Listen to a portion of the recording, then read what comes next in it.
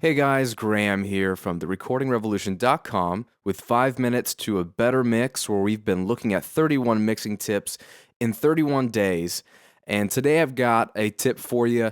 Again, coming out of the last couple of days, we're looking at automation. One great way to keep a mix dynamic is to automate using subgroups. Now, way back at the beginning of this series, we looked at setting up subgroups for things like drums and how setting up a stereo auxiliary channel or bus track or whatever your DAW calls it that you can route things to, and then you can have control over a bunch of tracks with one track. How that's powerful for mixing. Well, now is a great opportunity to take advantage of that in automation. Let me give you an example.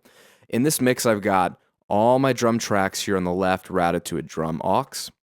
I've got all my pianos and guitar tracks routed to a band aux. And I have all my vocal tracks, harmonies and doubles included, routed to a vox or vocals aux track. So what I'm going to do in Pro Tools is I'm going to hide every single track except for the drums, bass, which I've got 2 little tracks for, so I didn't really put them to a subgroup, the band, and my vocals. Okay? Now, this is really my entire mix right here, whittled down to 5 faders. And really, if I group the bass with the band fader, I could do this in 3 faders. This is an excellent way to get rid of the clutter of all your other tracks visually. They're still playing in the background, but I don't need to see them. I've already got the right balance between them. I've already got the right EQ and compression and the sends between them. And now what I want to do is use the power of automation to slightly tweak the whole band, let's say, or all the vocals in one little move. And I'll show you a good example.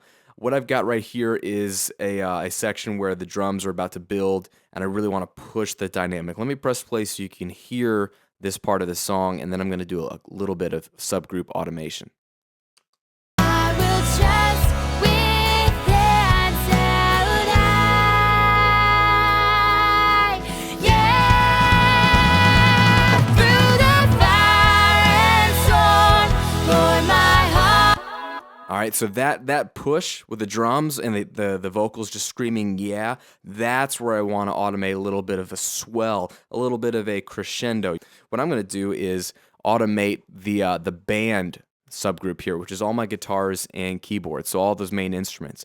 Now, your automation will be a little bit different in your DAW, but a lot of these work the same. In Pro Tools, all I'm going to do is set this track to auto touch mode. So this allows me to press play in Pro Tools, and whatever I touch and move the fader to do in real time, it will record that. So then I can just have that move happen every single time in the future.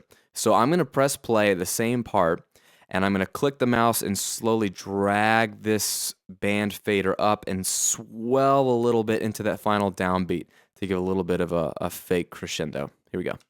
I will trust with until die. Yeah, through the fire and storm, Lord. All right, real subtle. I'm going to repeat the same thing here. I'm going to put this back in read mode. And you can actually look at what happened here on my volume fader. This is the band fader doing a little bit of a swell up to the chorus. I'm going to repeat the same thing here on the drum bus. Let's put this into automation mode. Here we go. I will trust with until die. Yeah, through the fire and storm, Lord, my heart. Yeah, through the fire and storm. That works for me. I've got a little bit of a push coming. I've got the chords building. I've got the drum roll and the snare just pushing. And that little bit of a push is what sends the track over the edge for me, leads me into that final chorus when everything is in full force. And that's what you can do with automation. And the idea is do it on your subgroup channels, these final couple of faders, so you're pushing the whole mix without having to automate tons of tracks. It'll save you power. But even in just a practical sense, it makes it easier for you to think about. You're just automating the instruments, or you're automating the drum group, or even the vocals if you need to.